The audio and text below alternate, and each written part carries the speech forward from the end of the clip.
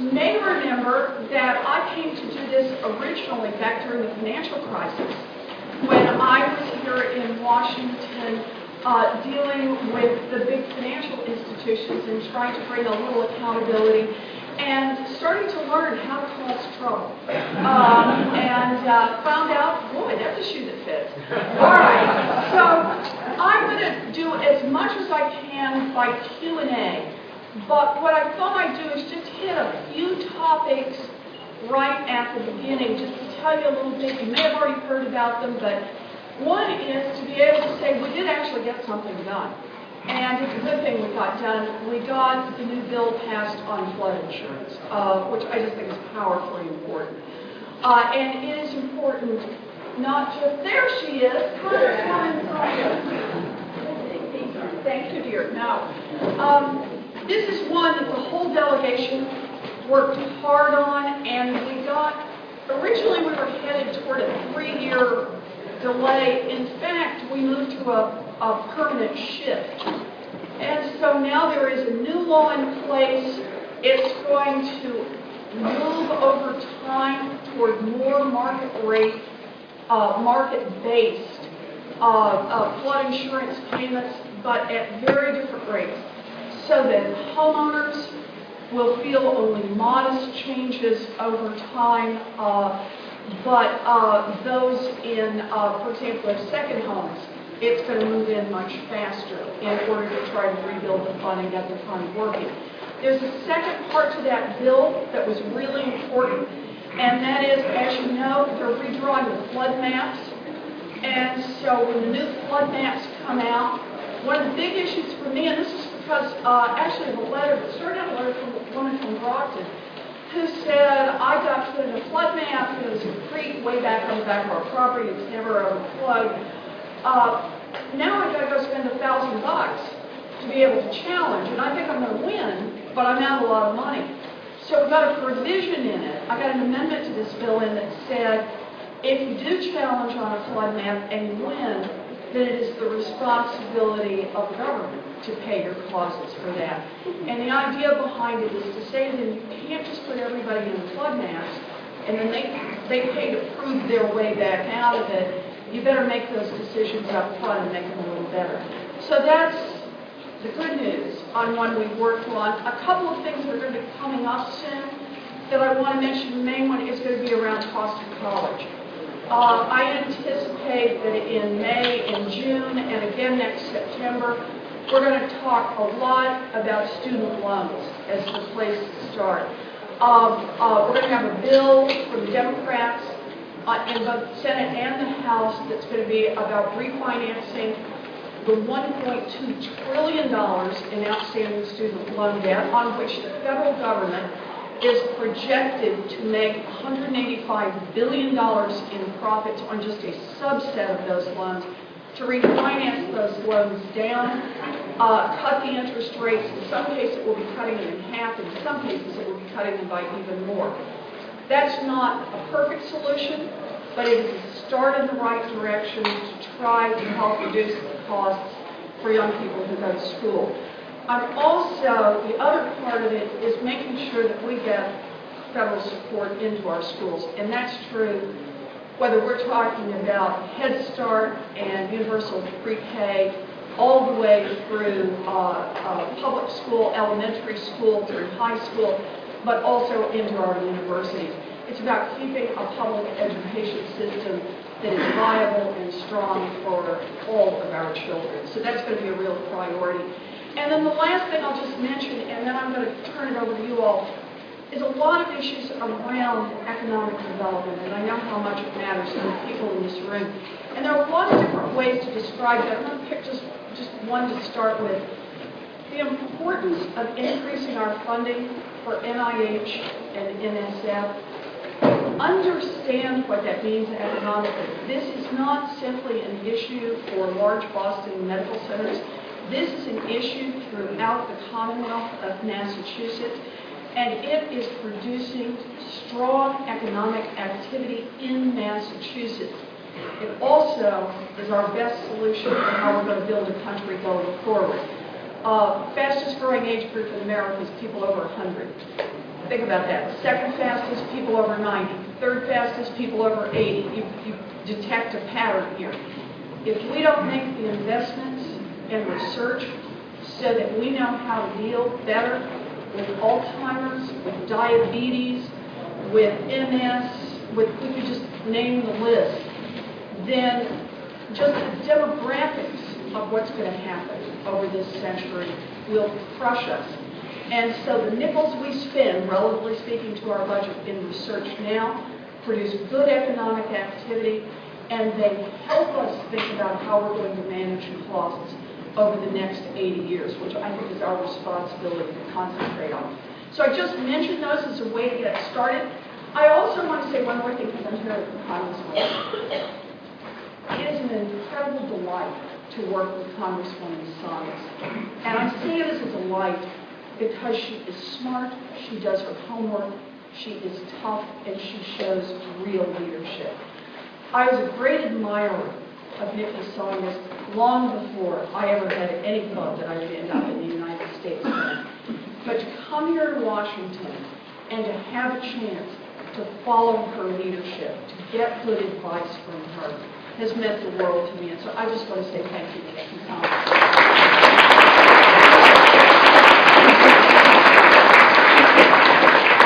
Sorry, I wasn't here to introduce our great senior senator. But I recall when we had a 5th district day before we now are down the 3rd district day, and now Senator Warren was here to begin to put together the Consumer Financial Protection Bureau, and we invited her to come speak.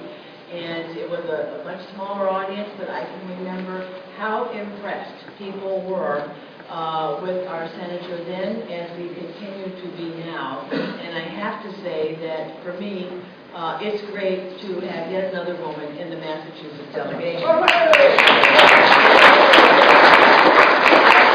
have to read this quote. We put it together as part of my remarks. I didn't have to give, but it was in the New York Times. So when Senator Warren made a decision to run in 2012, the New York Times put the Commonwealth's record of electing women like this. Quote, "Since Puritans settled there in the early 17th century, more Massachusetts women have been hanged in the Salem witch trials, 14 than have been elected to the House of Representatives, the Senate, or the governor's mansion." So we got 3 new ones, with Senator Warren and now Catherine Clark. So it's great that our numbers are growing, but you can see what a remarkable advocate our newly elected, not so newly elected senator is. And what a great friend to this district she is. She is here all the time, getting to know the communities, advocating for our interests, working closely with our elected officials. It is great to have Senator Warren representing us in the United States Senate. And so I do think you'd like to take the question. Yeah. This is the fun part, reverse drag. Hi, I have a daughter going into college next year. So this is my first venture with financial aid and one of the serious that I've done. And I'm an educated person, I have a doctorate, and I'm just baffled by everything. When you are looking into student loans and debt, educating the public and teenagers and parents, please put it in the bill. Not just, say no to drug campaigns, but say no to debt. Understand what these 18-year-olds are signing. We got, just to give you an example, my daughter got this wonderful scholarship opportunity from one college, and then it said, press here to borrow $36,000. And she's 18. She could have signed the whole thing. And she didn't. But she was one of the lucky ones. And I just think it would be really helpful if it became a national sort of campaign, sort of educating all of us about what that really means. So I very much take your point, and I think you're right. Bless your heart as you try to navigate through this. I'll say 2 quick things that may be relevant. The first one is our little Consumer Financial Protection Bureau. which has now persuaded 700 colleges and universities to use a uniform disclosure so that at least you can get a comparison of apples to apples. There have been too many colleges that advertise up front a huge scholarship without explaining how much debt, what the real bottom line loss is going to be. And this is one I want to see become uniform and mandatory all across. So it gives students and their parents at least a better handle on making the apples to apples comparison. But the second half of this, you're exactly right. You know, I just want to put this in a slightly larger context because I just think it's so important. At the end of the 19th century, as people were moving off the farms and into cities, as a country, we said it's important that our young people be educated, that they needed to know more if they were going to live in cities and work in factories. They had to be able to read safety advice. They had to be able to read directions. They had to be able to be better educated. And so as a country, we said, high school is going to be out there, it's going to be mandatory, we're going to take kids out of the factory, it's going to be mandatory, and it's going to be free.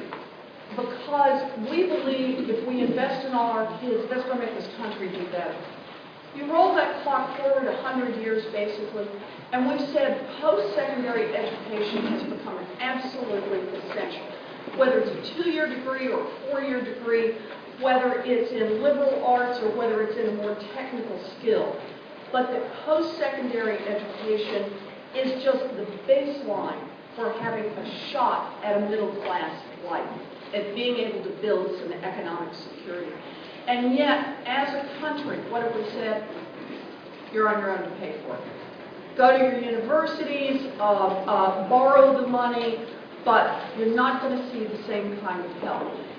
Right now, 3 out of 4 kids in America who are in college are in state university, and the state universities have cut their funding and support for college so that the once affordable alternative for our kids. I went to a commuter college that cost $50 a semester. That affordable alternative has become pricier and pricier, not because the state universities want to do that, because if they're not getting the support, they can't provide the education. And the private universities are struggling as well to be able to provide an education at a cost that kids can pay for. And the answer has been debt, debt, debt. We now have $1.2 trillion in student loan debt outstanding. Think about that. That's more than every other form of debt in the United States except mortgage debt. It's credit cards, car loans, everything else. It now affects 40 million people across this country who are struggling to pay debt. And it's not just 20-year-olds. It's 30-year-olds, it's 40-year-olds, it's parents who co-sign. It's people who are now having their Social Security benefits garnished by the federal government to collect on student loan debt. This is a national shame, and it is also a national problem that is reaching crisis proportions. We have got to make the investments in education. We're not going to build a future without it. This is something we're going to be fighting on big time over the next several months. So thank you. One more question. I talk too much. Too long on these. Yes. Thank you. Lisa Albernini, thanks so much for all of the great work on Sunday class.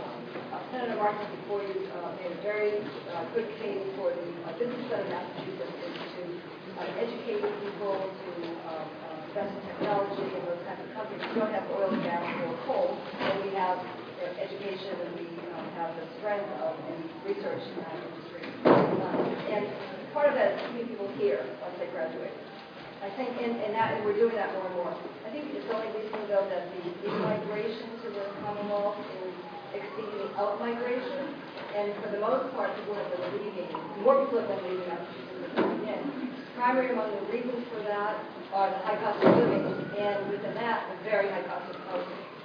The East Coast and the West Coast are very high housing costs. So I'm wondering what more we can do to decrease the out-migration from Massachusetts. People are still now here, and most particularly as it relates to housing? Right. So it's a wonderful question. I'm going to focus right in on the hardest part of this. What are we going to do about high cost of housing? You know, you can't build any more land. I mean, this is where we are. For me, this is about why to invest in infrastructure, basic infrastructure, mass transit, better roads and bridges. Think about it this way. If it's 20 minutes on the T to be able to get to where the tech center jobs are, then the cost of housing throughout the region actually starts to go down. You have affordable housing. There's affordable housing right now in Lowell. There's beautiful housing in Lowell. The good news is there's also a lot of tech startup work that's happening there, so it's short commute.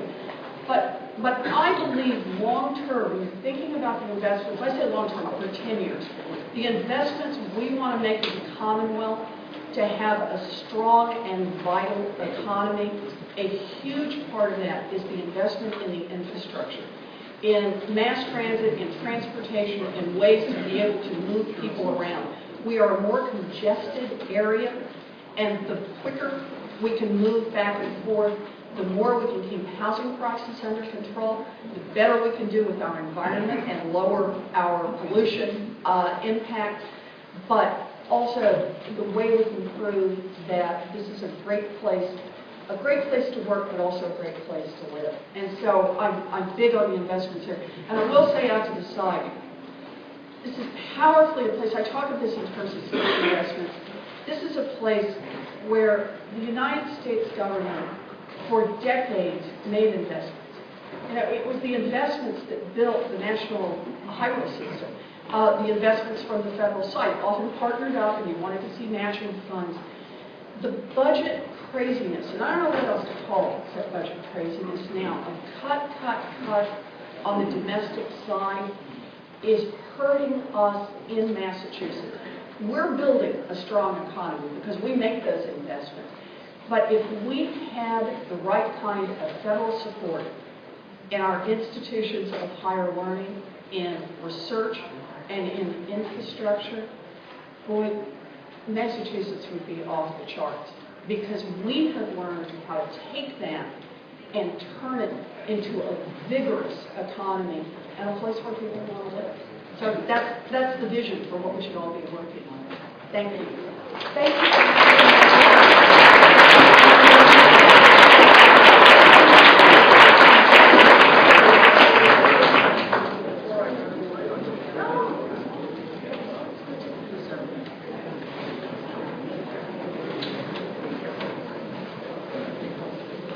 So it's great to have you working with Senator Warren, absolutely great. Now it is my honor to introduce General Amos, who is the Commandant of the United States Marine Corps and has been serving in that capacity since 2010. He is a native of Wendell, Idaho, and a graduate of the University of Idaho. He is a Marine aviator, and in that capacity, he has held command in efforts around the globe at all levels, from Lieutenant Colonel to Lieutenant General. In particular, I appreciate General Amos's forward-thinking approach to opening the doors of the Marine Corps to women. In 2009, the Marines made history with the development of the Female Engagement Team program, members of which I have met with during my visits to Afghanistan. Female Marines were trained to gather intelligence and perform community outreach with women and children, a role that men could not perform given the deep cultural constraints of Afghan society. Military women are now able to serve in many combat-related positions, and female Marines are competing for roles that were previously closed to them. I appreciate General Amos's commitment to making sure that women have the training and resources to compete on a level playing field with their male counterparts, and I've had a briefing on the Marine Corps' efforts to that effect. I also want to add that Massachusetts is home to the 25th Marine Regiment, one of 3 infantry regiments in the 4th Marine Division of the Marine Corps. From its headquarters at Fort Devens, the regiment commands 15 training centers in 9 states throughout the Northeast. General Amos's personal decorations are many, I think reflective of his very distinguished career. His term ends in October, and we are very grateful for his service to our country. I'm pleased pleased to welcome General James King.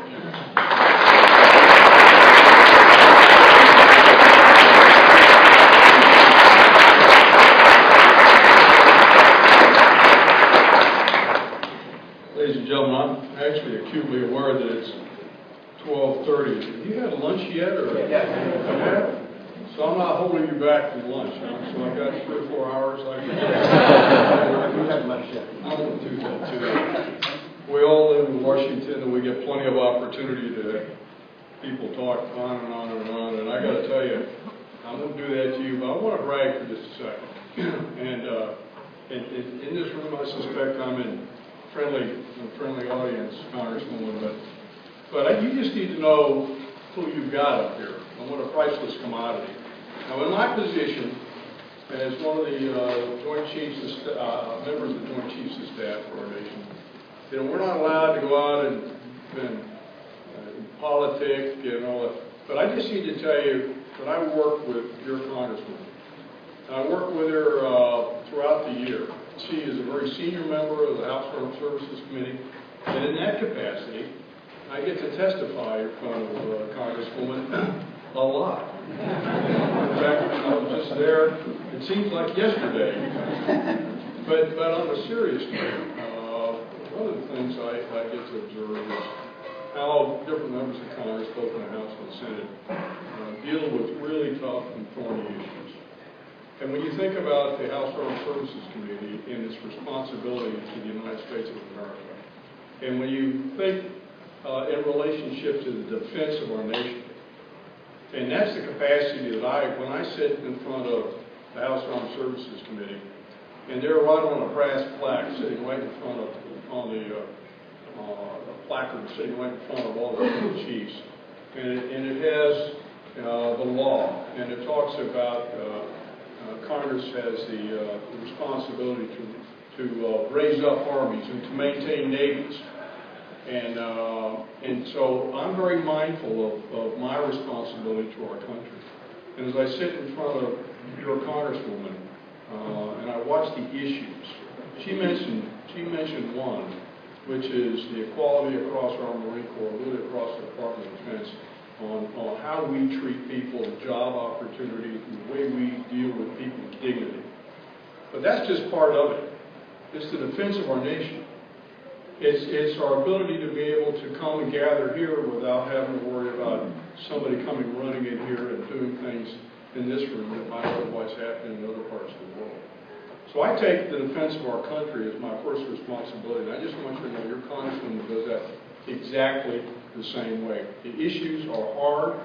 I've never seen her back away from one. And one of the things and I'll say it because I wanted to do it publicly, Congresswoman, is that you have never, you've always been very thoughtful in the way that you approach these issues, because they are hard, they're thorny, sometimes they're expensive, sometimes they're dangerous.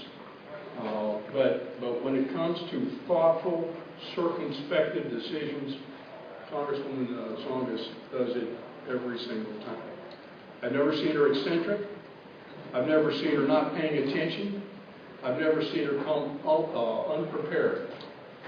So when it's time, when the chairman reaches down and calls on her to ask a question of me or my fellow Joint Chiefs, and she turns the microphone on, you can brace yourself, because it's going to be a thoughtful question. And you better have your act together, because you're going to be, you just now entered the no BS zone. I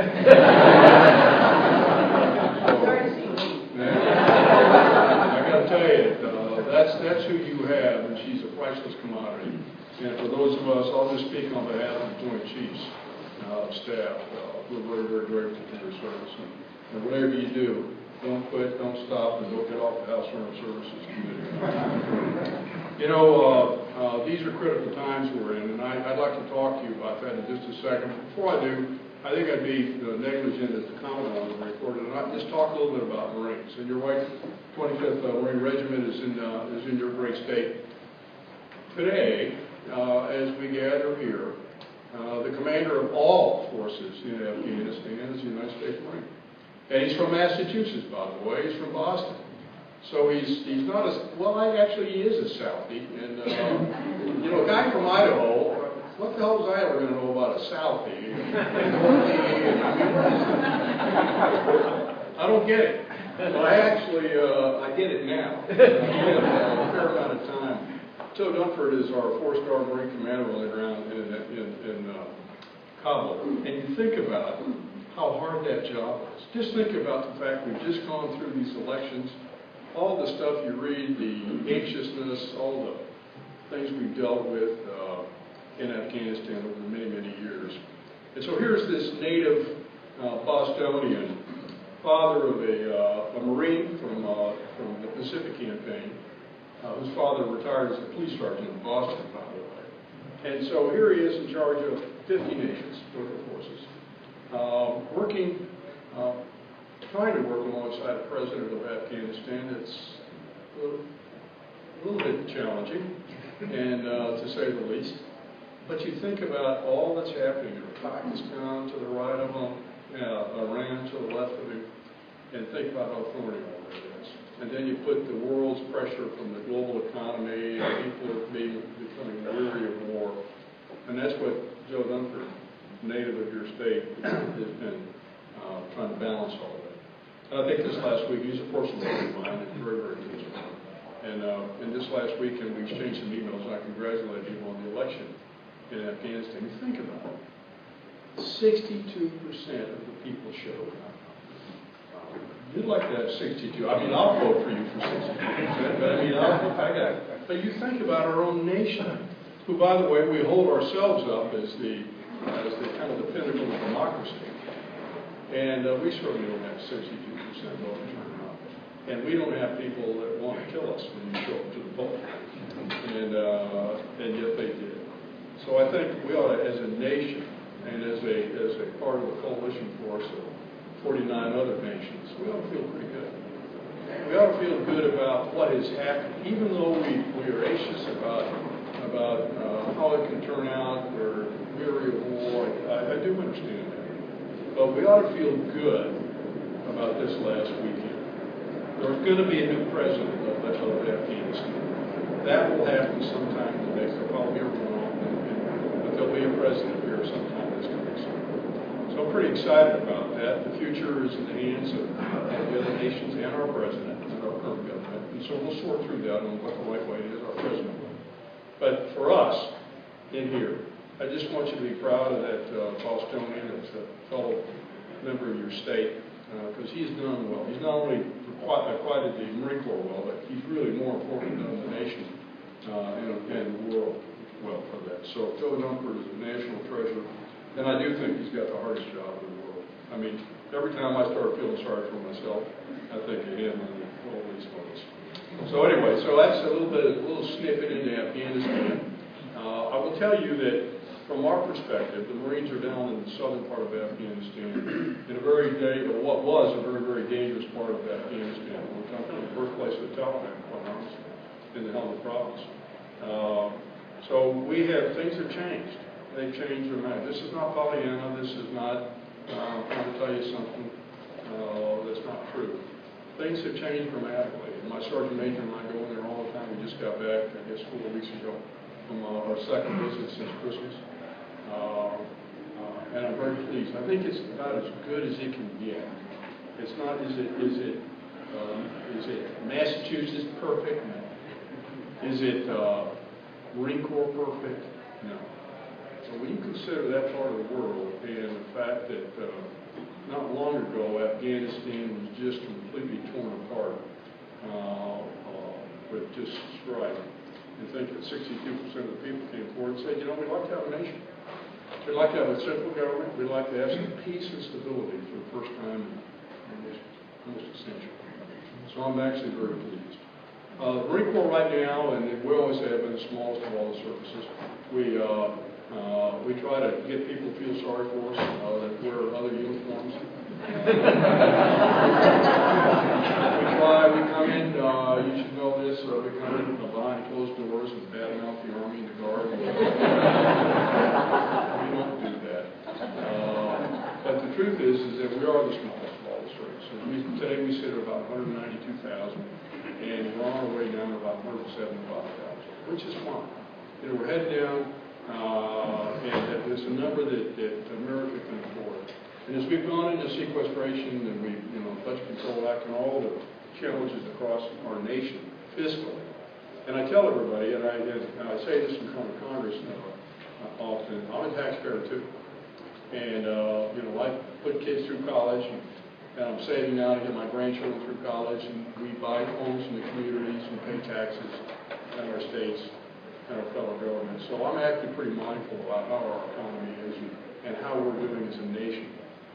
And then really how the global economy is, there's a side of me that I have a mission to protect. So, but the Corps itself is small. You might be interested to know just a couple of the small little factoids of the Marine Corps. 192,000+.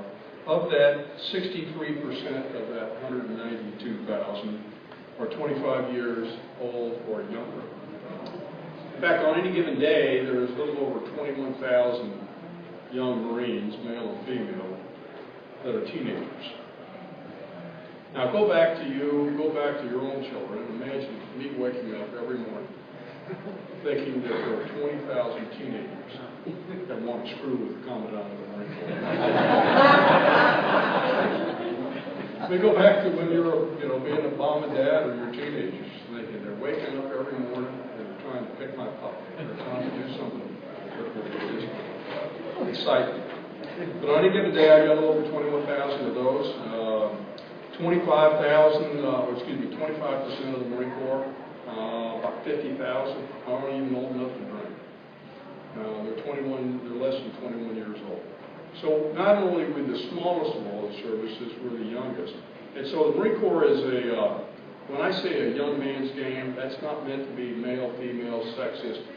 It is a young person's game because it's very, very physical. What we do for the nation with regards to living hard, living in places that other people don't want to live in or work in. I'm not talking about in America. I'm talking about doing the business of our country around the world. That's us. And so it is a young person's, I hesitate to call it a game, but profession. And that's why we are 42% of the Marine Corps is on their, 62% of the Marine Corps is on their first enlistment, which means they're in the first 4 years of joining. The bulk of them are going to move on to the next part of their lives and will return back to America, to their homes, their families, and their communities. And our goal is to produce good citizens that return back to America. So that gives you a sense for the youth of the youth, there we go, of our Corps. Let me tell you just a little bit about what you get for bang for the buck, because this is you have to ask yourself the question, is the juice worth the squeeze? And I have the Marine Corps, and I'll just tell you, I think it is, obviously. 238 and a half years with a rich history, but here's what you get for 8% of the Department of Defense budget. Now, I'll be happy to have anybody check these figures because they're actually a little bit, I'm being very conservative here. But for 8% of the entire Department of Defense budget, America gets 15% of the active ground maneuver brigades.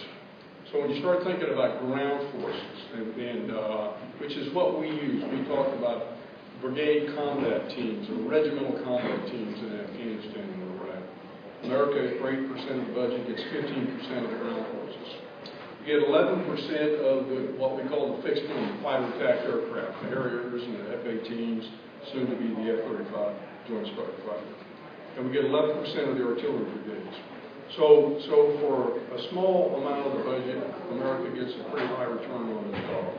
Today, as we gather, 36,000, almost 37,000 Marines are forward deployed around the world doing our nation's bidding. So as we transition to that world, I'd just like to make a comment about the security environment from my view as a military chief. I think you want to know that from me.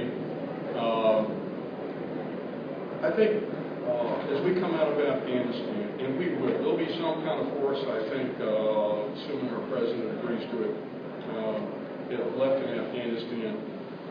But we're on our way out. In fact, we hit a height of 22,000 Marines there not long ago, and we're down just below 5,000 today. And we're on our way down to 0 by the end of this year.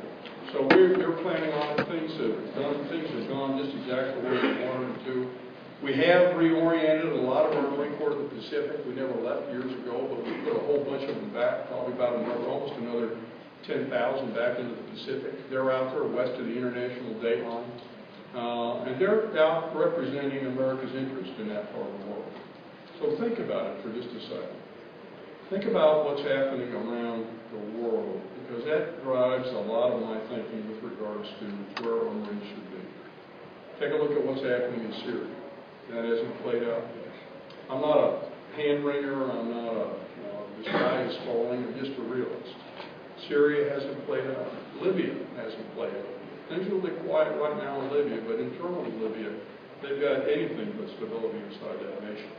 If you go south of Libya and Tunisia just a little bit, down in a place called Mali, which none of us even knew about, sounds like some exotic place, but it's anything but exotic.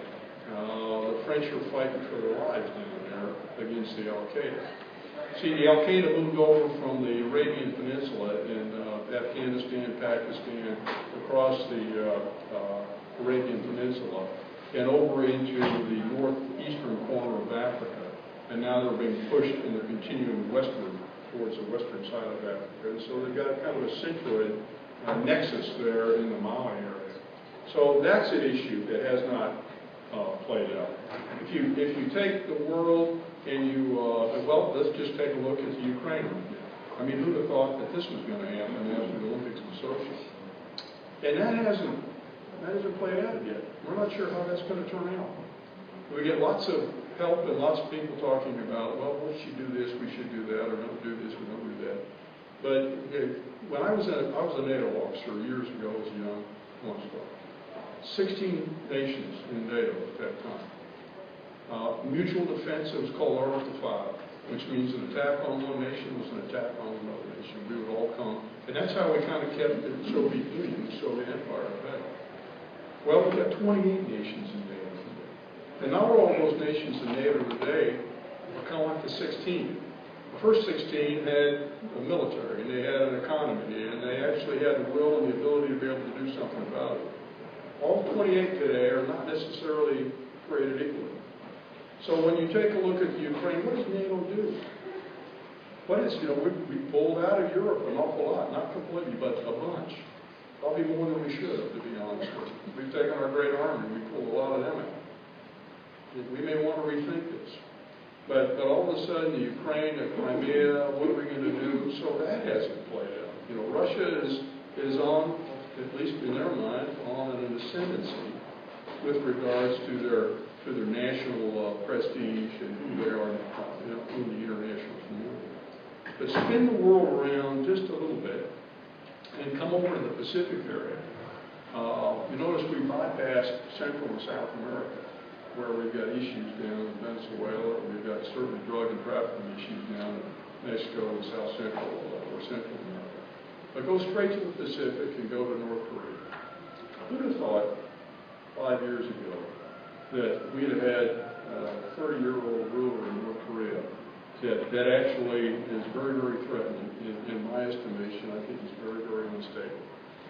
If you'd asked me 5 years ago, in fact people did, I'd go, well, I think everything in North Korea is different, it's a shame, it's an oppressive dictatorship, most oppressive communist country around the world. But I think it's probably going to just play out over time. I don't know that that's the case. I don't trust this 30-year-old ruler for a host of reasons, which I won't go into here. But that has not played out yet. So we got to pay very, very close attention there. Everybody's concerned about the ascendancy of China. We're paying attention to it. But I got to tell you, it's in all our best interest to have a good relationship with China. I tell this story and it kind of puts things in perspective. My wife and I went to the northwest corner of North Carolina up in the Blue Ridge Mountains and built a log cabin, not to live in when I retired from this job. I'm not going to become a hermit. But to vacation in and to kind of get away from Washington, D.C. It's mental therapy. So imagine this beautiful log cabin I built. And so I'm in North Carolina. I was going to make furniture, right? So So I go down to Broyhill, one of those great names in North Carolina furniture. And you have this vision of guys in bib overalls and sweat stains underneath an old nasty white t-shirt with a dip at the back of his mouth. And he's on a lathe, you see, and he's running that oak through there, and they got a guy staining it and sanding it and putting it together. And so my wife and I go down, and we go to the Broyhill showroom, and we pick out all this rustic Broyhill furniture that would fit perfect in a mountain log cabin. The day finally comes and it arrives. We're there, we're excited, they unwrap all this on the front porch of our cabin. And as I tear off all the stuff and taking it into the bedrooms and the living room and the kitchen, I open the drawers and every single thing says made in China. Now it says Broyhill on the outside. You came from North Carolina, paid taxes on it in North Carolina. But there wasn't anybody with sweat stains under his t-shirt making that down in North Carolina, I guarantee you. Our economy, the global economy, is tied to what happens in China. It's in our best interest to have good relationships. So what we need to be is we need to be present as a military, as a U.S. military, to encourage good behavior, to ensure that that part of the world over there, where we have 5 of 7 of America's major defense treaties, 5 of the 7 most important defense treaties are in the Asia-Pacific area. 50% of the world's surface area is in that part of the world. 70,000 people die every year to natural disasters. $35 billion worth of damage. Almost 100% of China's and Japan's oil comes through the southern part of the Asia-Pacific area. So there's a reason we're there. And we're there to just encourage good behavior and build relationships. So it brings me to kind of my closing comment here, and I'll be happy to take any questions.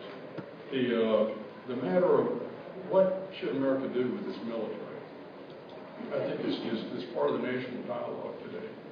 I do understand the tendency to say, I am fed up with this. We've been at it for 12, 15 years. It costs a fortune. It not only costs a fortune on my paycheck or my pocketbook, but it also costs a fortune in the lives of young men and women that we bury. So I do understand that, and there's a sense of weariness of this.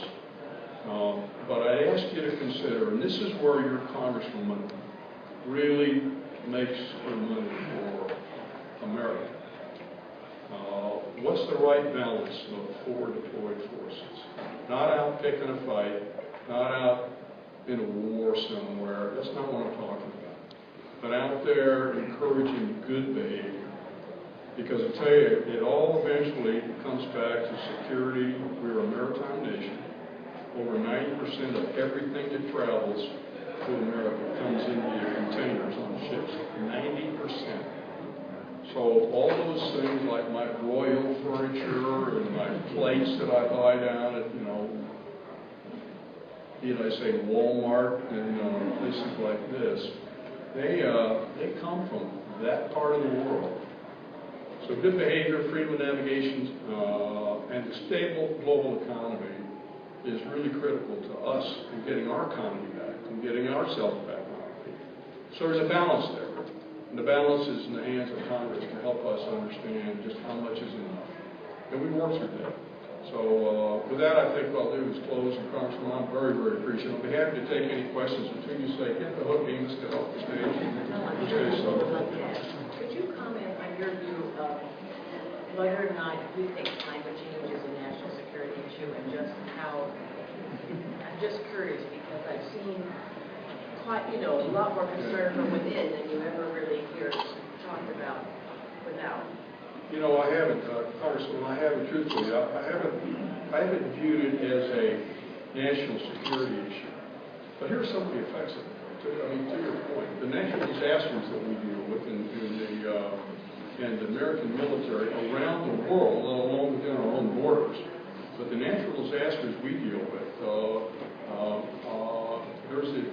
there seems to be a real linkage between that and climate change. In other words, I don't think we can ignore it.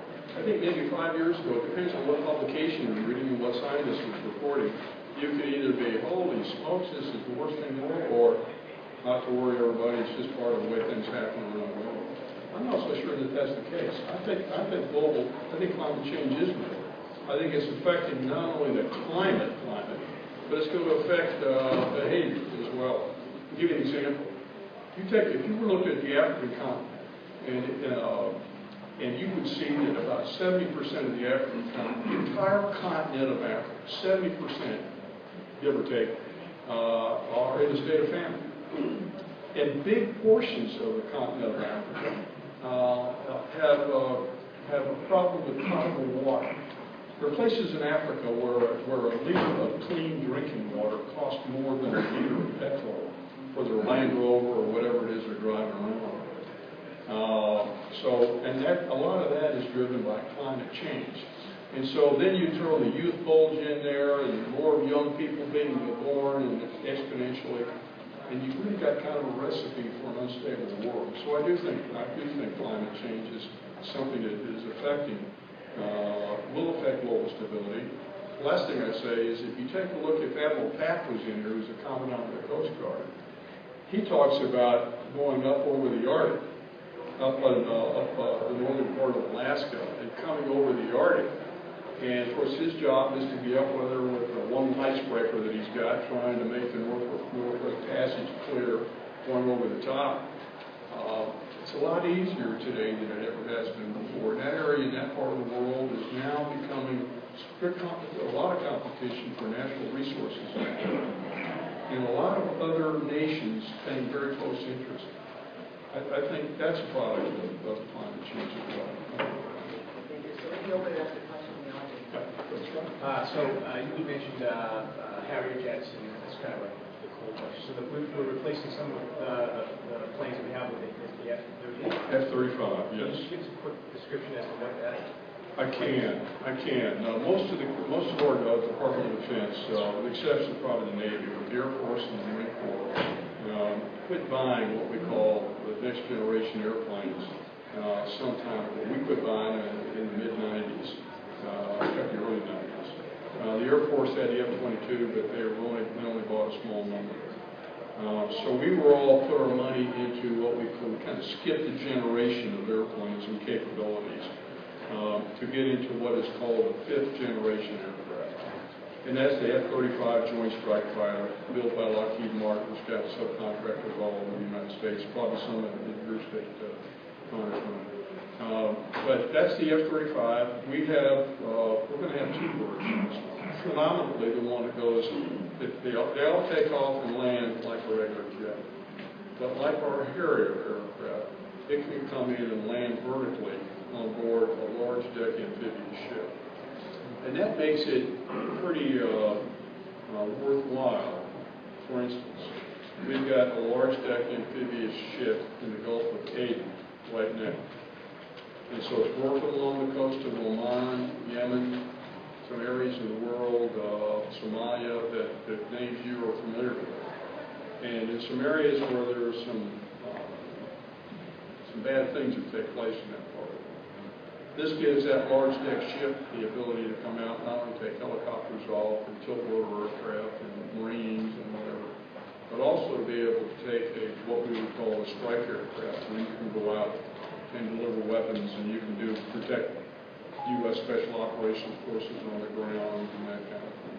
So the Joint Strike Fighter for us will give us the capability to come in and land vertically. We also are going to take the Navy version, about 70 of them, because we fly aboard Navy carriers, and they have a tail.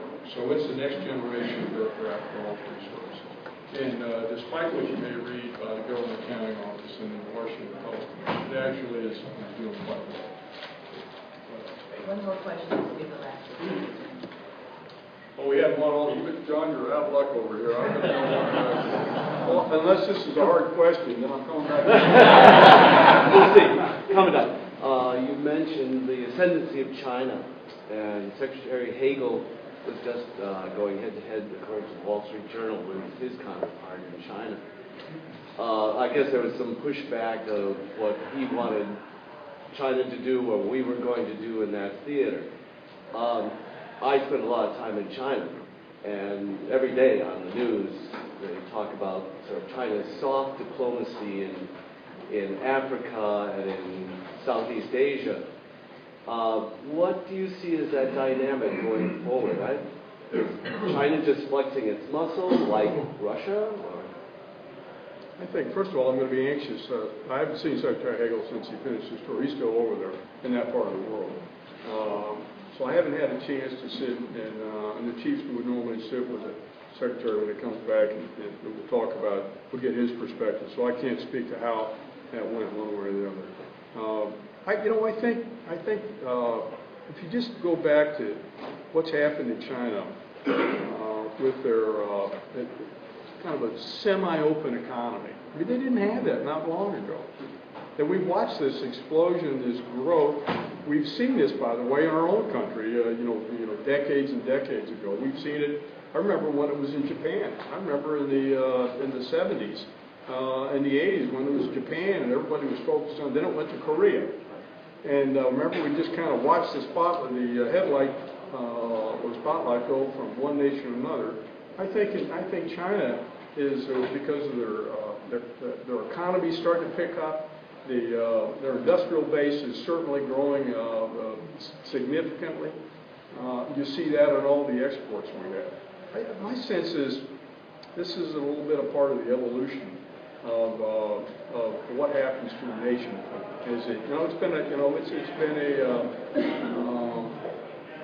It's been a different nation than the United States of America. Okay, for centuries, by the way. I mean, we go back 238 and a half years. They go back a long time. So this is kind of where they are in history right now. My sense is I'm optimistic that they'll find the right level and balance will play itself out over the next little bit. And I think all of us are going to be part of encouraging that kind of balance and that good behavior. I'm actually pretty optimistic. I think it's in our best interest. I don't sit around at night and wring my hands over it. I think the leadership, both in our nation and around the world and in that country, sometimes things happen, they're kind of strange to understand, but we'll figure it out over time. But I don't sense any peril. What I sense is an opportunity to kind of get it right. And I think that's how hopefully we're headed that direction. Thank you so much. Appreciate it.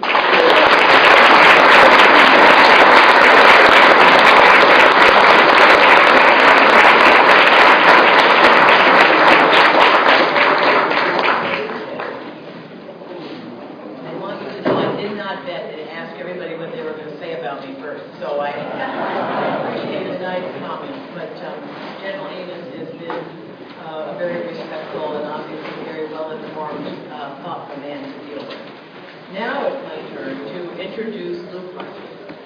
Luke Russert joined NBC News in August 2008 as a Washington correspondent based here in D.C. He currently reports from Capitol Hill on the House of Representatives for NBC Nightly News, Today Show, MSNBC, and NBCNews.com. Luke covered the 2008 presidential election, reporting from both the Democratic and Republican National Conventions. His election day reporting on the impact of young people on Barack Obama's victory contributed to NBC's News and Documentary Emmy Award as part of the 2008 election night coverage.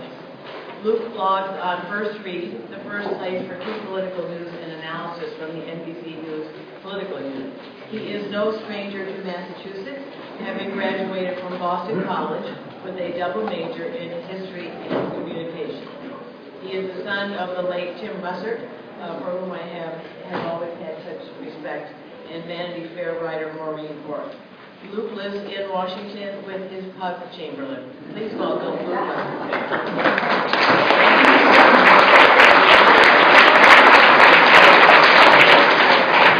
Very much, very kind Congresswoman. Appreciate the introduction. And I was going through your bio before I started out today, and I realized you hold a graduate degree from BU. And so this is the first nice thing I've ever done for somebody from BU. And it's great to meet with all of you guys. I'm sure you've had an interesting last few years because everyone knows you guys through the movie The Fighter now. Which is, my family's from Buffalo, so it's better to be known for that movie than losing 4 Super Bowls in a row. So I promise you that, no matter what. But thank you so much for having me today. I'd like to talk to you a little bit about sort of media in this new day and age and what I see and sort of what it's becoming. And I won't speak for too long because I'd rather hear from you guys. As part of journalists, we like to ask the questions and not be asked them of ourselves mainly. So I'd like to continue that discourse. We're in an interesting time in media. I see some faces here that have probably seen a lot of news cycles, no offense to that. And you grew up in a time when there was 3 network broadcasts. You grew up in a time when you probably had a morning paper and an evening paper. And for the most part, that was the news. And the news cycle was in the morning and it was at night. And maybe if there was something extremely important like the assassination of President Kennedy and a man lands on the moon, maybe there's a breaking news in the middle of the day on television, but most of the time it would be sitcoms and sports. And that was really what it was for a long time. And then in the 80s, you saw the emergence of cable news. In the 90s, you sort of seen the emergence of the internet. And then really in the last few years, you've sort of seen this ascendancy of news where it's not only 24 hours a day, it seems to, where it exists, it seems to hit you 24 hours a day through your smartphone. And that has been an extreme challenge for us in the news industry, is how to adapt to that in a way in which we can monetize it. No longer are we at NBC News and ABC and CBS and Fox and Washington Post and New York Times, your local paper, is the only outlets. Now anybody with a smartphone can become, in essence, a journalist. And when you have distribution models with things like the Twitter and Facebook and social media, information spreads right now at a rate that is so quickly, it's difficult to keep a pulse on. So I would say is that almost like the United States military, we are still very much built as a news organization, and I'm speaking not just for us, but a lot of us are still very much built in a Cold War mentality as we adapt to a new terrorist age, to use an analogy. So we are trying to adapt into a new era of news of which it's unbelievably unpredictable, because it used to take maybe a few hours for something to develop. This morning there was a massive stabbing in a high school in Pittsburgh. The first reports started coming out 7:25, 7:30 in the morning. The incident happened around 7:10, with parents going on Twitter being concerned about their kids possibly being involved. In the old days, it would be, we overheard a police scanner, and wow, there's all this police activity, we should get a reporter down there. There'd probably be about 45 minutes to an hour before we had our first idea what's going on. That has just completely changed now. So how do we adapt to that, and what does it mean? For starters, how we adapt is that the business now is, interestingly enough, becoming a lot more digital. As you see, print newspapers are slowly falling out the wayside, which I personally think is a terrible thing, because I like having my crisp paper in my hand and going through it. I think it exposes you to a lot of different things. But you're now sort of seeing media of the integration of internet, TV, and print journalism all into one sort of thing. I call it the 4 screens. We're trying to hit you on your TV screen, your computer screen, your smartphone screen, and your tablet screen. We're trying to get through on one of those. And when you have that, it's interesting because everything that we have sort of done forever is being turned upside its head. The 3-minute pieces that you're used to on nightly news, they still work for a certain demographic.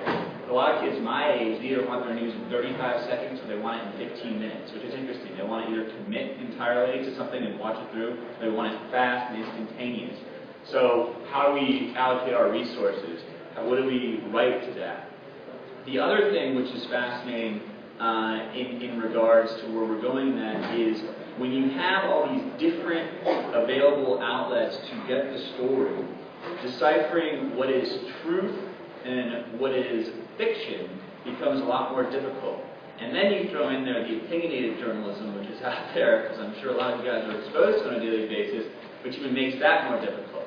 So again, in the old days, you could be pretty certain that a report from the police department was pretty accurate. But now, not only do we have the report from the police department, we have 14 Twitter streams of people who are saying they were right there. Are they telling the truth? Which one of those should go on air? And okay, we're not maybe going to put it on air, but one of our competitors is going to put it on air. Then we become at a significant disadvantage. So that's a really, I'd say, journalistic ethics question that is very much in the front of us. at this time in history, which is a fascinating thing as a young person who started 6 years ago to see that evolve. When I started Twitter, hadn't really been out yet, and I remember I was one of the first journalists in my organization on Twitter, and Nancy Pelosi was the first speaker to ever call Congress back into session using a tweet. And if you think through the history of our republic, you know, when you would call Congress back into session, it'd be a big formal process. You know, the speaker calls us back into session, bang the gavel, you know, have some sort of message that goes out. And she did it through a tweet. And I called my desk manager and said, oh, by the way, Congress has to come back for a special session. This is summer of 2010. And he goes, I don't believe you. I don't know what that is. And I said, well, this is a validated account of Speaker Pelosi as well. So I had to get a written statement from the Speaker's office that they were in fact going back into Congress. Now, of course, it's tweeted accepted. So that's sort of moving. Lastly, I'll sort of finish up before I open up to you guys. I think we're in a very interesting time, going back on the point I spoke earlier, because what is thriving right now are these sort of opinionated outlets. And Fox News is very well, MSNBC does fairly well, and you're starting to see a political climate of which people subscribe to the news that they want to agree with. And it's provided for a very interesting future, in my opinion, because no longer are people necessarily going to take some tough medicine that they might not want to hear. They're going to go over to areas where they have commonalities. And while certainly that's, I think, fine, and we certainly profit from it at NBC, so I won't hate on it, it does leave something. It does leave something out there that needs to be resolved in the sense that so much what we do in the media now is we're not trusted. We used to be a fairly trusted entity. Edward R. Murrow was a very trusted guy. You know, Cronkite was a very trusted guy. We now poll around, I believe the last poll we were just below HMOs. And, well, better than Congress. There we are. But that's a shattering of what it used to be like. And because of that, I think it's to some degree affected the way in which we provided the news, because we're a lot more conscious of being criticized than we were before. And I think it's a good thing that people can criticize us through electronic means. We need that, certainly. There was not the ability to do that back in the day, was through phone calls and letters, and those did not have as much punch when people sent you 5,000 emails saying you're the incarnation of the devil for something you said. But it has led to this very, I would say, fractured media landscape, where not only do we have to focus on reporting the story in a truthful way, we also have to say, oh, by the way, we're not being biased here. This is what happened, and I have to prove to you the case that something happened. Whereas back in the day, you would pretty much take our word for it. And that's been a really interesting thing to see, for me, especially developing in this world of blogospheres and Twitters in the last few years. Lastly, I'll say the future of media is fascinating. I know there's a lot of tech entrepreneurs in the 3rd District of Massachusetts. To this day, no one has figured out how to monetize the integration of TV and the internet in a news media way. If you have that idea out there in that audience, you will be a billionaire if you figure out how to do it. Because all we have right now are those 15-second ads at the beginning of web videos, which do okay, but that's not a sustainable model as TV ads that we sell on a nightly basis to go out to millions. And so as the landscape becomes more fractured, how to monetize media, especially news, is a difficult thing that no one's figured out. What that means for the future of the industry, Lord only knows. But even with a guy like Jeff Bezos from Amazon buys the Washington Post, you have hope that there's somebody in Silicon Valley that can figure out a way to do that. So with that, I'd like to open it up to questions. Happy to answer a few. Start us off. Anybody else?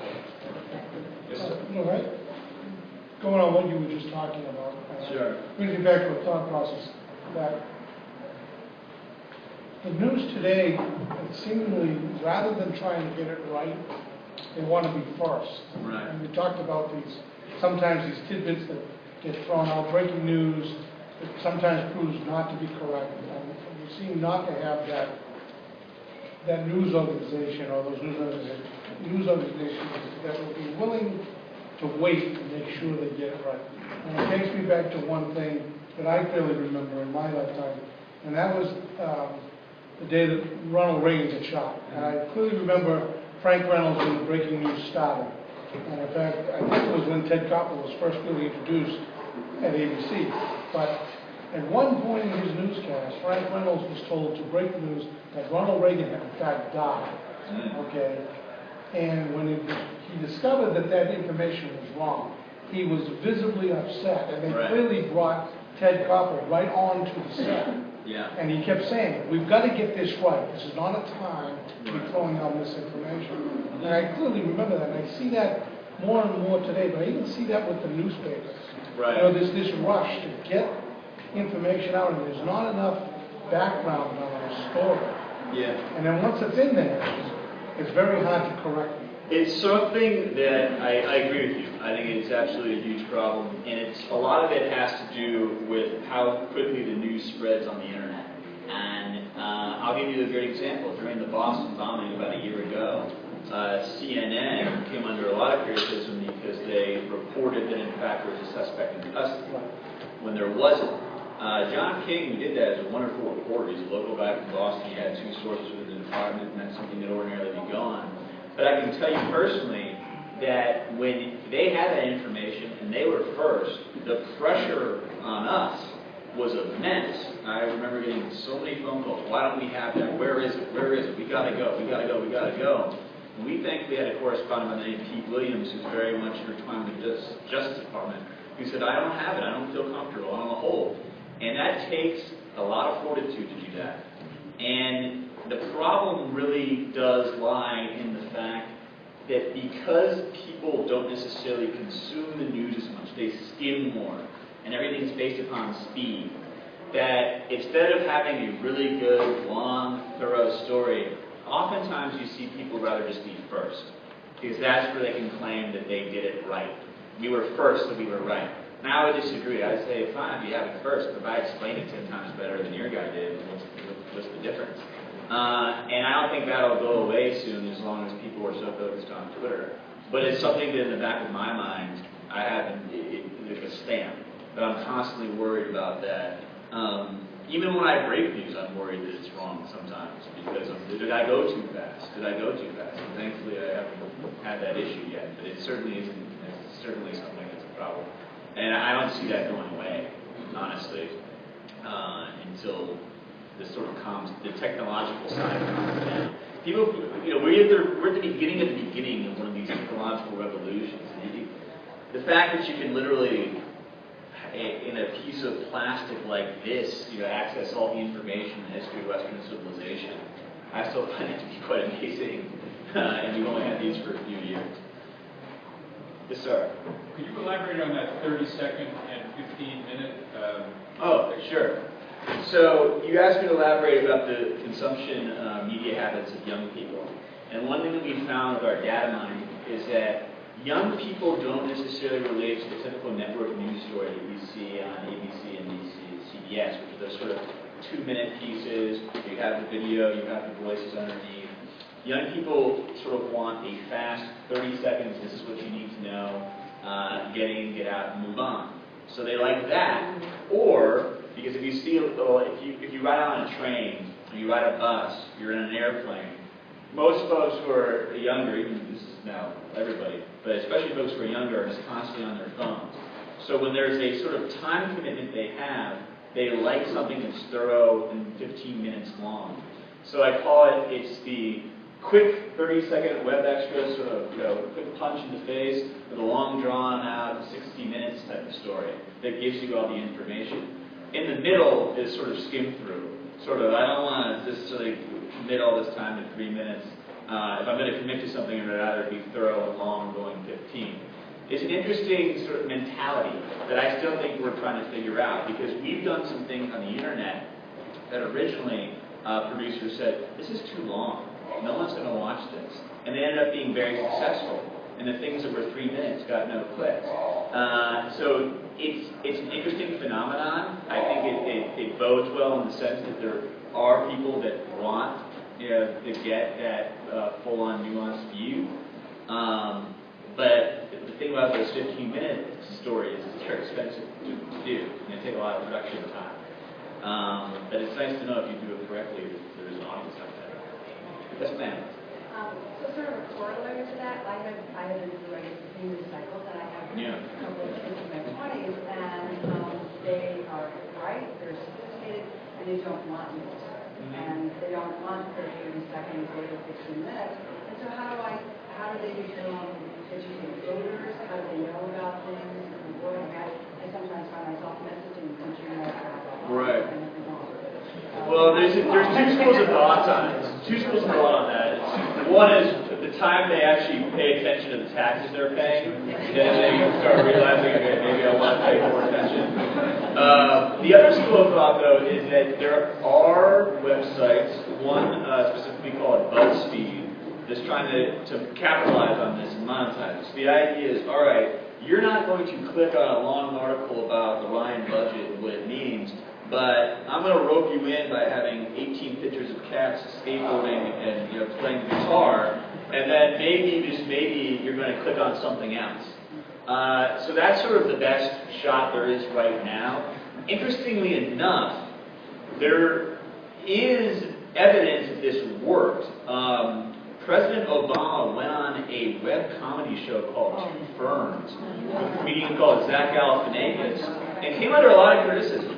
And not just from the right, but from more traditionalists, saying that's a really odd thing for a president to do, all to try and encourage young people to sign up. And it ended up delivering about 25,000 page views in sign-ups for the healthcare law. So it can work, but it's not the easiest thing to do. Yes, ma'am, right there in the back. About privacy issues, social media, and isn't there like potential legislation that could be brought forth so that consumers can choose whether or not they want their information and their future to be given over? Oh, it's for us to use? Facebook or, Well, I think there's a lot of concerns about privacy in terms of media with the social networks, about what's out there in general. One issue that I see with young kids, especially when I do stories related to young voters, I'm amazed at the amount of information young people put out on the internet. Oftentimes it's scary. And you hope they go back. As far as legislation, I don't know specifically about what's on the pipeline for that, but I do think that what you're seeing, at least what we do, I know everyone else does, is there's a lot of data mining in terms of your personal viewing habits. You see that a lot if you have Gmail. It's amazing you get an email in Gmail and it says, hey, do you want to go on a boat ride? And suddenly there's like 14 ads to the right, like, boats, buy your nautical shirts, buy your sandals, buy your sunscreen. How the hell do they know that? It's crazy. So I do think you're probably going to run into a time when people feel that their privacy is too violated. But right now, again, as I said earlier, it's the beginning of this major technological revolution that we're still all adapting, still trying to find our comfort level. I'll see how it goes. I just understood the box that you can check that says, I do not want you to do whatever. That's a bill right there. Yes, sir. I know that a lot of young people have their main source of news as the Daily Show or Colbert. Report. And I'm wondering if there are any strategies that the networks are having to try to exploit that. Certainly when we watch Morning Joe, the first thing is a recap of what Jon Stewart and Stephen Colbert said. There's certainly an element, I would say, of that on cable and for MSNBC. They like to play those videos a lot, especially if they get a lot of attention. There was a time when some people tried to emulate Stewart and Colbert, and I'd say that's problematic, because not many people are as funny as they are. And there's nothing worse than when you watch someone who's a journalist or a newsman try to be funny and they're just not even close. You say, oh, stop. Interestingly enough, though, is what you brought up is something that I would say was kind of the beginning of this. In that people said, oh my God, college kids. When I was in college, people said, well, college kids only get their news from Jon Stewart and Colbert just started coming up at that time. And there is an element of truth to that. And I would say what they've done is kind of exploded into what BuzzFeed does and what other websites do. I don't think network news is incorporated just because Brian Williams is a very funny guy. Brian Williams could host the Tonight Show if he wanted to. It's just a very difficult thing to do right now when you have such an audience that's geared, the broadcast is geared to an older audience. But maybe in a few decades that could be normal, which is interesting. Okay. You've been great. It's been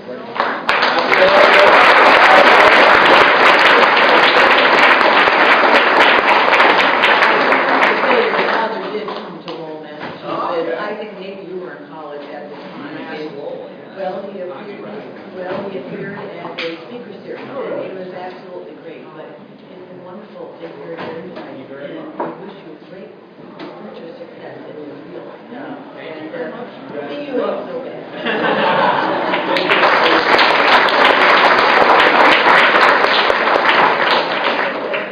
Well, we're coming to the end, and our final speaker is Congressman Mike Turner, who is a congressman from Ohio, who I have had the great good fortune to work with as co-chairs of the Military Sexual Assault Prevention Caucus. To give you a feel for it, I was brought to this issue early on as a newly elected member of Congress when I learned we had a hearing before the Armed Services Committee in which the services highlighted all they were doing to prevent sexual assault in the military. I have to say I was astounded that it had risen to the level where each service had a program. And then later, in a Wounded Warrior luncheon, met with some women, several women who were in the room, to ask them if this issue was as real as those hearings, as pervasive as those hearings would suggest. And one of the women, who was a nurse who'd been deployed 3 or 4 times to Iraq and Afghanistan, said to me, "Ma'am, I'm more afraid of my own soldiers than I am of the enemy." And to protect herself, she always had a knife in her waistband. That made the issue very real for me. Congressman Turner has another story, very tragic, that I will let him probably tell, that brought him to the issue. And so whether it was me working in the majority as a Democrat, and when we lost the majority, Congressman Turner taking the leadership to create this caucus, we have been able to work over time and steadfastly chip away at the multifaceted issue that it is, because there is no single magic bullet to this. It requires a cultural change. It requires better programs about prevention. Provides better approach once it happens, and how victims are dealt with, how the Uniform Code of Military Justice addresses it, and even how veterans are dealt with as they move out of active duty. So I feel very fortunate to have landed on the Armed Services Committee. This is an egregious crime, but it is, and given that committee that is probably the least partisan in the House of Representatives, he and I have been able to work together and been able to generate broad bipartisan support across the House of Representatives for the many reforms that are now in place. But it's not over, and I look forward to continuing to work with Congressman Mike Turner. Please join me in welcoming him.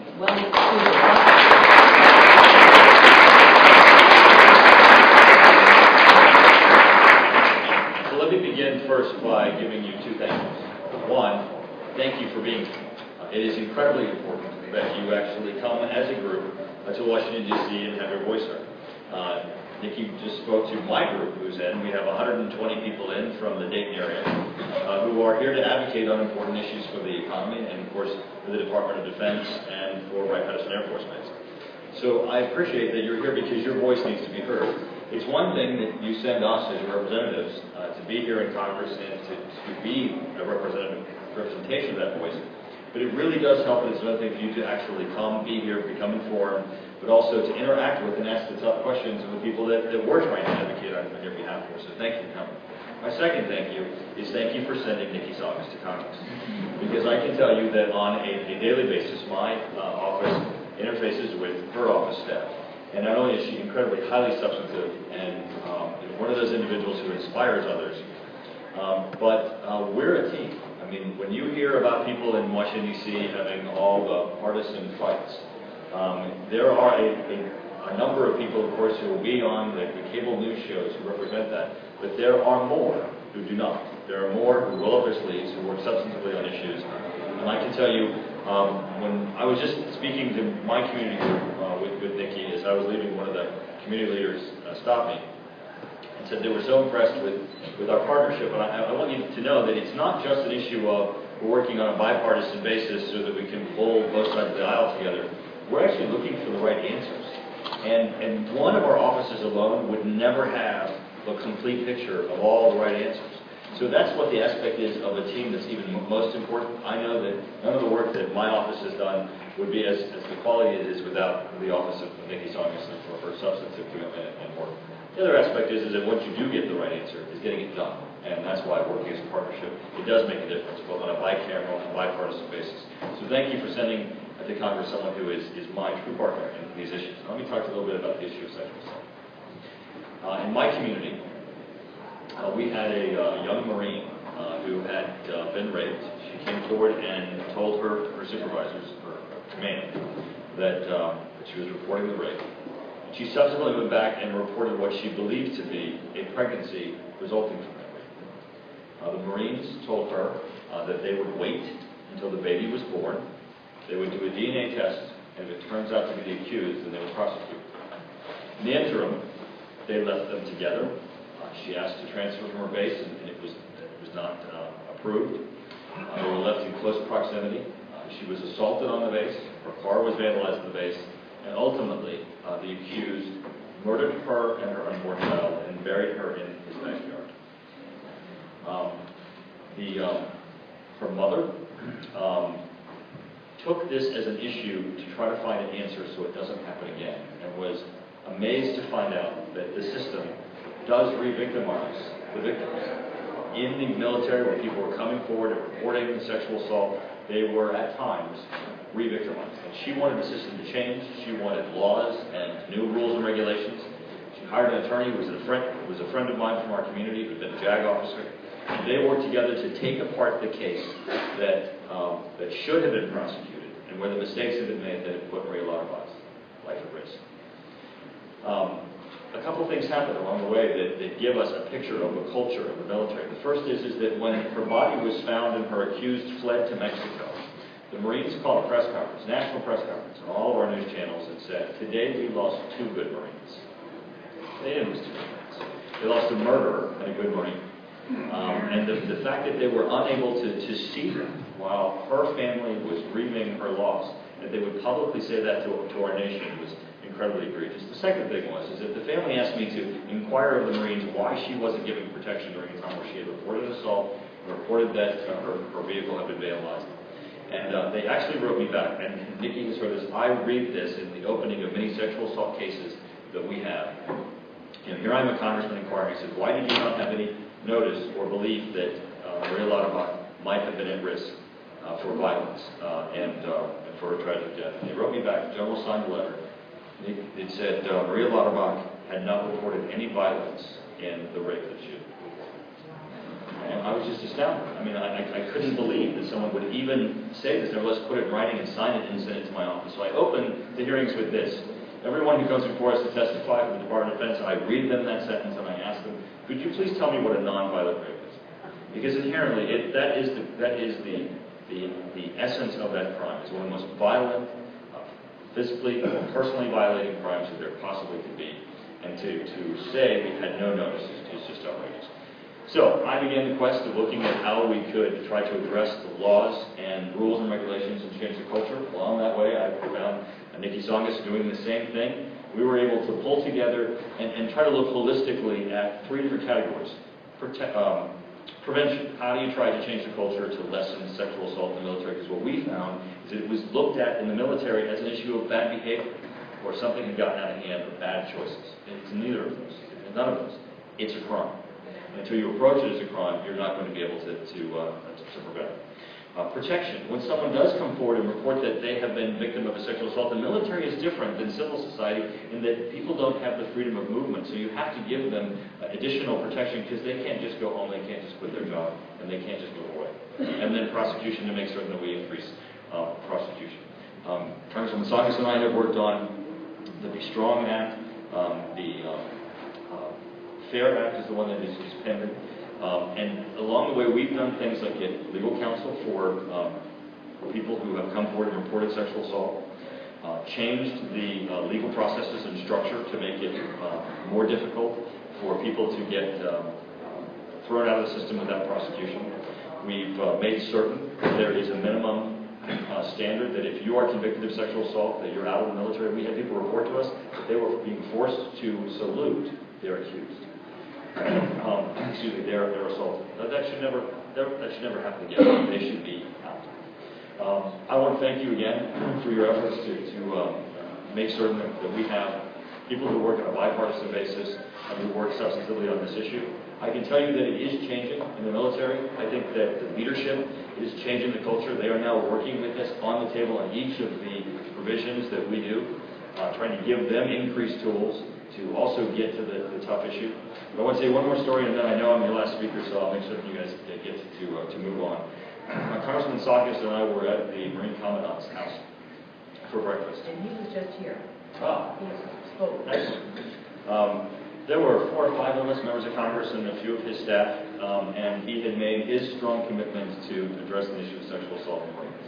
And as we're getting ready to leave, his wife said, "Excuse me, before you leave, I would like this woman to tell you what she told me." There was a senior female Marine officer at the table. And she said, "I asked her if we were coming to sit down, if you were sexually assaulted in the military, would you report it? And she said no. Would you please tell them why?" And here we were at the Marine Commandant's house, in his dining room, breakfast about sexual assault, very few people sitting at the table. A senior female officer from the Marines was at that table, and in a moment of honesty told his wife, "No, I wouldn't report it." And she said, "Would you please tell them why?" And she turned to us and she said, "The price is just too high." Now I can tell you that the issue is not just protecting those who are sexually assaulted. The issue is also that everyone in the military is a victim of sexual assault if they believe and go to work every day that if they were sexually assaulted, the price would be too high for them to assert their rights and have that crime prosecuted. And that's why it's so important that we do this. It's not just for those who have been assaulted, it's for everybody who serves. Thank you, Howard.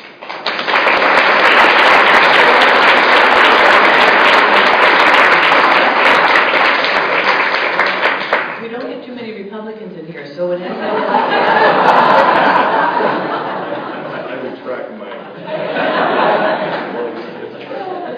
So anybody have any questions? Yes, go ahead.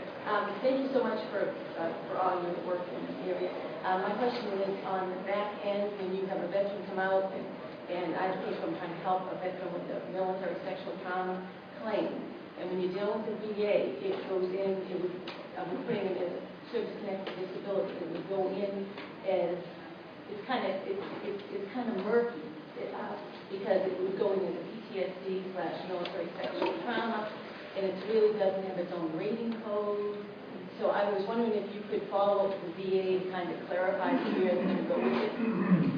Thank you for that. That is an issue that we have well worked on, and it really is, since there are 2 different systems, trying to get them to marry each other so that the ball isn't dropped, especially on something so important as this with respect to treatment and benefits. It really does need to be addressed. Okay, thanks. I am a Republican, but I support good reasons. Since I didn't want to put her on the spot with this, but we're the majority, House Armed Services Committee, we talk about, we can't handle the defense cuts, we don't have enough money. DOD sends up a budget where they want to BRAC, they want to change TRICARE, they want to reduce costs and find ways to live within the budget. What's going to happen? I mean, you're going to have to mark up a bill this year for the first time, hitting that sequestration or the agreed upon number this year. I'll let you. Well, actually, what I was going to say, which is very good, and I know Congressman Saunders will echo this, the Armed Services Committee happens to be one of the most bipartisan committees. And in that committee, we're all looking for the right answer. So I think in the minority and majority, we all really participate in the debate. When we actually mark up the bill, it is a day-long debate. People offer amendments that are fully and completely debated. In our subcommittees, people look at the issues very, very critically. And I tell you that to say... Turner is the chairman of... Aaron Land. I have the Air Force and the Army Acquisition Programs on my subcommittee. As you just described it, we're we're on a cap. We're on a specific number. And so we're trying to find out what the best way is to preserve Department of Defense and address the issue of national security within that number. And we are doing that on a bipartisan basis to look at ways in which we can address it. Now, let me just say a few things about what the problem is, which I know many of you are familiar with. In my community, we had over 12,000 people that were furloughed in sequestration. When the government shutdown occurred, I had 8,700 that were furloughed. And they were out of the 12,000 who had been previously furloughed with sequestration. Now, I'm very proud to say that I'm one of the ones who voted against sequestration. Yeah. I voted against it because sometimes pessimists are right. I thought it would happen. Because everybody was running around saying this is not going to happen. I believed it would. And so where are we now? We had the first year of sequestration that really caused mayhem, where we had to, the Department of Defense had to scramble to try to find dollars. Training took the biggest hit. Some acquisitions took a hit, and of course furloughs occurred. We tried to do a budget deal for 2 years for 14 and 15. The problem with 15, which is why we're hearing all this angst at this point, is because sequestration is a 10-year program, and it's not fixed yet for 16. DOD is being forced to cut a glide path through 15 so they don't have a cliff going into 16. Now that's good policy on their part, but we don't have to. We don't have to honor that. We can put them back in that cliff because it is our assumption that we're operating under the 16th to be made whole, and there will not be sequestration in 16. So that's where we make the difference in the process of being able to make some decisions that DOD could not. But I can tell you, it's not. This is not. I get out a piece of paper and I decide. We really do work together as a bipartisan committee, and over the next month we'll be exploring those issues. Thank you so much for having me. And thank you.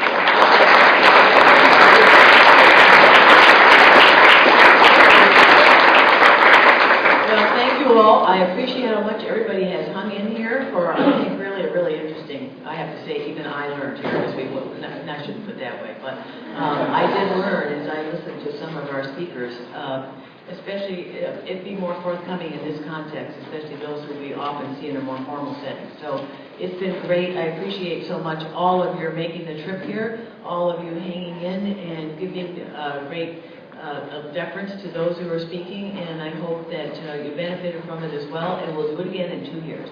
Thank you all.